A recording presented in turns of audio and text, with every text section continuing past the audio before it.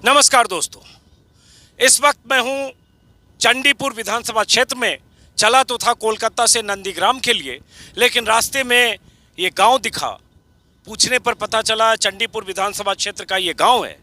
और खास बात क्या दिखी, हाईवे से सटा हुआ ये गांव, पतली संकड़ी सी गली जो कंक्रीट की है, लेकिन इस गांव की इस गली में छोटे छोटे जो बैनर हैं, उस बैनर से ये गली पटी हुई है। और बैनर में खास बात क्या है, एक ही जैसे इस पेड़ पर आप देखेंगे, लेफ्ट का भी है, बीजेपी का भी है, टीएमसी का भी है, और यहाँ से वहाँ तक करीब ये 300 मीटर की गली है, और उसके पीछे भी है हर पार्टी का झंडा। बल्कि एक पेड़ पर आपको 3 पार्टी का झंडा दिखेगा।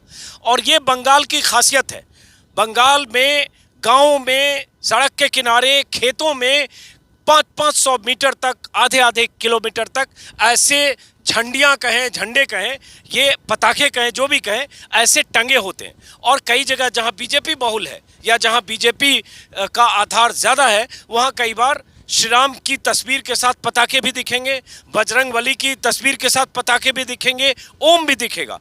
लेकिन मैंने यहाँ जानने की कोशिश की कि एक ही घर के सामने 3 पार्टी के झंडे हैं। तो पता चला कोई भी पार्टी वाला आता है, झंडा टांग जाता है, उस घर वाले जो घर के सदस्य हैं वो झंडे को हटाते नहीं है। तो आपको अंदाज़ा कई बार नहीं लगेगा कि ये जो झंडे इस घर के सामने तीनों पार्टी के झंडे टंगे हैं, तो उस घर के वाशिंदे या आसपास के लोग किस पार्टी के हैं। यही जानने समझने के लिए यहाँ हम लोग आए। और ऐसे भी थोड़ा मन समझना है, जनमानस समझना है। और हमारे साथ अरुण पांडे हैं, जो दिल्ली में, जिन्हें आपने देखा होगा। और इस बार हम नंदीग्राम, चूँकि 3 दिन हमें रहना है, ममता बनर्जी, अमित शाह, और 1 तारीख को वोटिंग, तो नंदीग्राम वीवीआईपी सीट का मुआयना भी करना है, जनमानस को समझना है। तो प्रभाकर मणि तिवारी जी को खास आग्रह से साथ लाया हूँ। लगातार वीडियो में आप देखेंगे। सबसे पहले इस पोस्टर बैनर को लेकर आपको लगता है कि ये यहाँ की बंगाल की खास बात है। बंगाल के चुनाव में इस तरह से पोस्टर, बैनर, झंडों से पटा हुआ इलाका, गांव, शहर, जो भी। हाँ, खास बात है अजीत जी। और एक यहाँ की ब्यूटी है, मैंने कई जगह पे देखा कि लोग एक दूसरे का झंडा उखाड़ते नहीं हैं। उत्तर प्रदेश, बिहार में अगर घर के बाहर आप बीजेपी के सपोर्टर हैं और समाजवादी पार्टी का अगर झंडा लग जाए, तो एक बार वहाँ के लोग हो सकता है उखाड़ भी दें। लेकिन यहाँ पे बाकायदे रिस्पेक्ट करते हैं लोग झंडों का, और उखाड़ते नहीं। जनरली कहीं कहीं उखाड़ते हैं तो सुना है उसको लेके लड़ाइयाँ भी हो जाती हैं। तो ये जो आपने जिस चंडीगढ़ विधानसभा के इस चंडीपुर विधानसभा के इस गांव का आपने जिक्र किया, परसों हम यहाँ आए थे, तो ममता बनर्जी की जब नंदीग्राम में एंट्री हुई, 5 दिनों के लिए लगातार 1 तक उनको रहना है, तो पहली सभा उन्होंने चंडीपुर विधानसभा में ही, आगे चल के अभी वो जगह मिलेगी, और उनकी बहुत बड़ी सभा हुई थी। तो ये चंडीपुर विधानसभा चूँकि नंदीग्राम से सटी हुई है, इसलिए इसका भी खास महत्व है। और ये इस विधानसभा में अभी सिटिंग एमएलए यहाँ के टीएमसी के हैं। नंबर 2 पर लेफ्ट का कब्जा रहा है। बीजेपी को बहुत कम वोट मिले, लेकिन बीजेपी ने भी पूरी मजबूती से यहाँ उम्मीदवार उतारे हैं। अब जरा इस झंडे बैनर के बीच चुकी हैं, ये थोड़ा फ़र्क दिखता है। यहाँ अगर हम देखें, बिहार में वैसे पता ही नहीं चलेगा चुनाव हो रहा है। अब गांव में जाएं, गली में जाएं, इस तरह से झंडे अब नहीं दिखते। पहले 25 साल पहले दिखते थे चुनाव आयोग की सख्ती के बाद। लेकिन बंगाल में आप 200 मीटर का सफ़र भी तय करें तो लगता है यहाँ चुनाव है। हाँ, इस बार माहौल कुछ अलग है, चूँकि बीजेपी काफ़ी मजबूती से इस बार पहली बार मजबूती से लड़ रही है, तो इस बार माहौल बदल गया है। और पश्चिम बंगाल में आप जानते हैं, पहले चुनाव प्रचार में दीवार लेखन पर ज़्यादा जोर होता था। इस बार उसकी अहमियत कुछ घटी है, और इस बार पोस्टर और झंडों पर ज़्यादा जोर दिया जा रहा है, इसलिए इतना रंग बिरंगा नज़ारा दिख रहा है। पहले तरह तरह के दीवार पे लेखन होते थे, कार्टून होते थे, नारे लिखे होते थे। इस बार खासकर पिछले 2019 के लोकसभा चुनाव के बाद झंडों वाली जो परंपरा है, ये तेजी से बढ़ी है, और इसका चलन तेजी से बढ़ा है यहाँ। तेजी से बढ़ा। और कोलकाता में आएंगे तो आपको ममता बनर्जी के बड़े बड़े बैनर से पूरा कोलकाता पटा हुआ है। अब बहुत सारी महिलाएं आ गई, मुझे पता है कि इनमें से ज़्यादातर को हिंदी नहीं आती होगी। दीदी दीदी दीदी थाकबे कि दीदी जाचे जाबे, दीदी जावे कि दीदी थाकबे, नहीं बोलना चाह रही हैं। दीदी जावे कि दीदी थाकबे, दीदी थाकबे बोल रहे हैं। आप क्या बोल रहे हैं, दीदी जावे कि दीदी थाकबे? जानी नहीं। तो लोग बोलने से बचना चाहते हैं। ये एक पीछे बहुत लोग हैं, क्योंकि बहुत सारे लोग हमारे वीडियो देखने वाले कहते हैं आप ज़्यादा से ज़्यादा लोगों से बात करिए, लेकिन लोगों से बात करेंगे तो ऐसा लगे दीदी थाकबे কি দিদি যাবে? দিদি যাবে। দিদি যাবে কায়ে? আমফানে ঝড়ে টাকা দেয়নি, অর্ধেক ঘর হয়নি, রাস্তাঘাট হয়নি, কি দিচ্ছে যারা বড় বড় নেতা তার পকেটে রেখে দিচ্ছে, তার আত্মীয় স্বজন সব অ্যাকাউন্টে ঢুকেছে। বিজেপির কোনো কি অ্যাকাউন্টের কোনো প্রার্থী নাই? अच्छा तो अब तो थोड़ा हिंदी आता है तो थोड़ा हिंदी में भी बोलो। हाँ। दीदी क्यों जावे? क्यों उसका दीदी ठीक आदमी है, उसका जो नीचे ताला में है ना लीडरशिप ना, वही सब काम घुसा देगा। जो जो बैलेंस आया अम्फान का जो टाका आया उसके सब निजेर आत्मीय स्वजन सबके बैंक अकाउंट कर दिया और बीजेपी कोनो और दूसरा आदमी के कोई घुसा ही नहीं। इसी आपको लगता है करप्शन हुआ यहाँ, घोटाला हुआ? घोटाला होगा। क्या करते हो आप, क्या नाम है आपका? आपका नाम, हमारा नाम राधानाथ पात्र, 216 नंबर बूथ, यही चंडीपुर। चंडीपुर विधानसभा। हम सभापति। अच्छा सभापति भी हुआ? हाँ सभापति। तो दीदी के लिए आप कह रहे हो करप्शन हुआ, तो मोदी ने क्या दिया या बीजेपी ने क्या दिया, क्यों बीजेपी को वोट देना चाहते हो? बीजेपी के देना, बीजेपी जो पास कर है ना दीदी सब कैंसिल कर दिया। ताले हमरा नीचे ताला आदमी मिलेगा किसे? क्या पास किया, क्या कैंसिल किया? किसान बीमा, किसान सम्मान नियम, আমফান ঝড়ে যে ফিল্ডে যে 100 কোটি টাকা যে দিয়েছিল, हिंदी हिंदी थोड़ा सा बोलो, ठीक बोल रहे हो दादा। जो करोड़ दिया था अम्फान में, वो उसका कह रहे हैं वो यहाँ नहीं पहुँचा, आधा से ज्यादा रिश्तेदारों कहाँ घुसा दिया, एक तो आदमी नहीं मिला था। जैसे मोदी जो कह रहे हैं रैलियों में कि किसान सम्मान निधि का पैसा यहाँ दीदी नहीं बांटने दे रही है 2000 हर 4 महीने पे, और इतना जब हमारी सरकार आएगी तो हम किसानों को वो सारे जो बैकलॉग है, जो बकाया है वो देंगे, उसी का जिक्र। और क्या किया मोदी जी ने? এই যে স্বাস্থ্য সাথী কার্ড দিয়েছে কিন্তু হসপিটালে গেলে টাকা নেই, তাহলে এটা স্বাস্থ্য সাথী কিসের জন্য কার্ড করেছে আপনারা?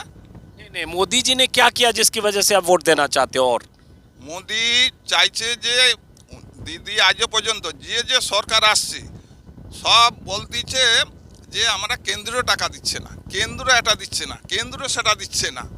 क्या बोल रहे हैं जरा? हर चीज केंद्र पे दोषारोपण कर रही है कि केंद्र पैसे नहीं दे रहा है इसलिए हम काम नहीं कर पा रहे हैं, हर समय केंद्र पर आरोप लगा रही है। তাহলে আমার একটু শঙ্কা আসুক। आप क्या कहोगे? मोदी जी की सरकार, बीजेपी की सरकार यहाँ बनेगी या दीदी की? বিজেপি সরকার বন গেছে। क्यों बन गए नहीं? अभी तो बनना में टाइम है, 1 महीना। হ্যাঁ কারণ বিজেপি যেভাবে মানে কেন্দ্র থেকে দিচ্ছে মোদি মানে বিজেপি তৃণমূল যেভাবে মানে আত্মসাৎ করতে দিচ্ছে নিজেদের। थोड़ा हिंदी बोलो ना दादा, हिंदी जानते हो आप थोड़ा सा। थोड़ा আমি হিন্দি ঠিক মতো বলতে পারছি না। সব জানি স্যার। वो सब जो पैसा केंद्र से आ रहा है सब टीएमसी के नेता वो जेब में डाल रहे हैं। করে নিচ্ছে, আত্মসাৎ করে নিচ্ছে, আমরা কিছু পাচ্ছি না। এই যে প্রধানমন্ত্রী আবাস যোজনা ঘর হচ্ছে এগুলো কোনো আমরা মানে কি পাচ্ছি না। সব टीएमसी में बीजेपी में टीएमसी में जो करप्शन था तो बहुत सारे करप्ट नेता सब जिन पे आरोप था वो सब तो आ गए अब इधर बीजेपी में। মানে অনেকে চলে এসছে টিএমসির যারা আছে সবাই তো অনেকে যারা কারাপশন ছিল নারদা সারদা তারাও তো এখন বিজেপিতে ঢুকে গেছে। ঠিক আছে বিজেপি ঢুকছে তো এবারে মোদি সরকার বলে দিয়েছে যদি ওনারা ওই সমস্ত ইস্যুর সঙ্গে যুক্ত থাকে অবশ্যই ওনাদের ধরা হবে, ভোটের পরে ধরবে। बोला जाए अगर ऐसा काम करेगा कोई क्राइम तो वोट के बाद उसको छोड़ा नहीं जाएगा, अब कार्रवाई की जाएगी। चलिए अब चलते हैं जरा पीछे देखते हैं। और मिक्स आबादी वाला ये गांव है, दोनों हिंदू मुस्लिम दोनों रहते हैं, एक तरफ हिंदू है एक तरफ मुस्लिम है, बीच में हिंदू है फिर उधर मुस्लिम है, तो मिक्स आबादी वाला ये गांव है और झंडा बैनर तो पटा हुआ है। अब प्रभाकर जी आइए, कहाँ गए प्रभाकर जी? हाँ बात करते हुए आइए। तो अरुण पांडे जी, ये घर किनका है? ये जो बगल वाला घर है ये आपका घर है? ये इनका घर है। और इसके पीछे देख रहा हूँ कुछ मुस्लिम्स का घर है। अब ये जो बंगाल में बीजेपी लगातार कोशिश कर रही है जिस मुद्दे को उठाकर, ममता बनर्जी के करप्शन के इशू को उठाकर, या ममता के सरकार में जो केंद्र सरकार की योजनाएं नहीं पहुंची है उसको उठाकर, अब ये जैसे ये क्या कर रहे हो आप लोग? ये पूछिए प्रभाकर जी क्या बना रहे हैं ये लोग?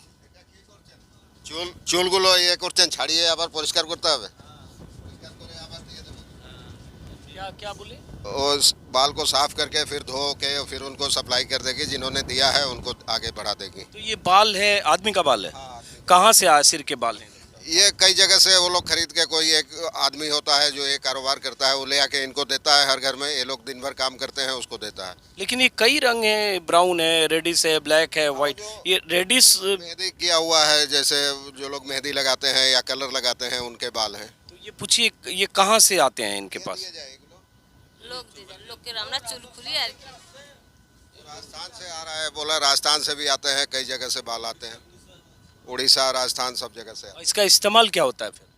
की काजे लगे এটা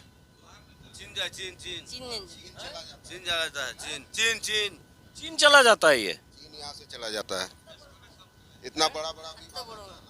अच्छा, बड़ा इंटरेस्टिंग है। तो ये इसके बदले इनको पैसा मिलता होगा, ये बाल सफाई, हाँ, पैसा मिलता है इनको। और इसका इस्तेमाल विग बनता है? 200 रुपया किलो मिलता है इनको, इसका मजदूरी इनकी। अच्छा, ये बाल सफाई करने का? हाँ, 1 किलो करेंगे तो 200 रुपये। अच्छा, ये धोते भी हो इसको, साफ भी करते, हाँ, तेल शैम्पू सब लगा के साफ कर। वॉश करे? আগে আবার কাটা করে ফিনিশিং করে আবার ওকে दीदी दीदी आसबे कि থাকবে? এই কথা আমরা বলতে পারবো না। দিদি আসো। क्या बोल रहे हो? मालूम नहीं कौन आएगा, हमको मालूम नहीं है। हाँ, ये बोलने से बच रहे हैं, कौन आएगा इनको मालूम नहीं है। अब आगे भी कुछ घर हैं, वहाँ देखते हैं। मकसद तो यहाँ झंडा बैनर दिखाना था, और जो इस गांव के लोग हैं उनके लिए मुद्दा क्या है वो भी। सड़क के किनारे, बिल्कुल हाईवे के किनारे ये गांव है, और मुझे लगता है बहुत सारे घरों में उस तरह से जो बाल वाला कारोबार हो रहा है, ये कहीं से इकट्ठा करते हैं।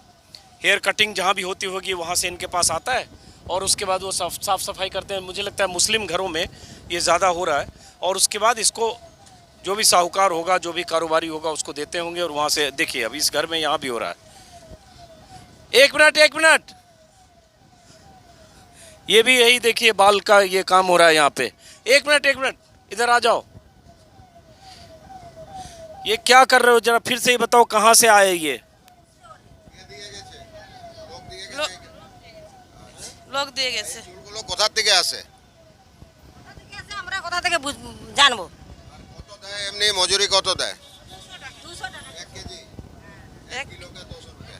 1 हाँ। किलो के लिए, साफ सफाई के लिए 200 रुपये मिलते 1 किलो ऐसे ये बाल 1 किलो लेके आते हैं?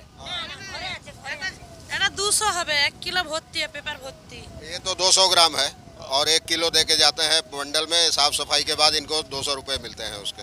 इसका क्या इस्तेमाल होता है?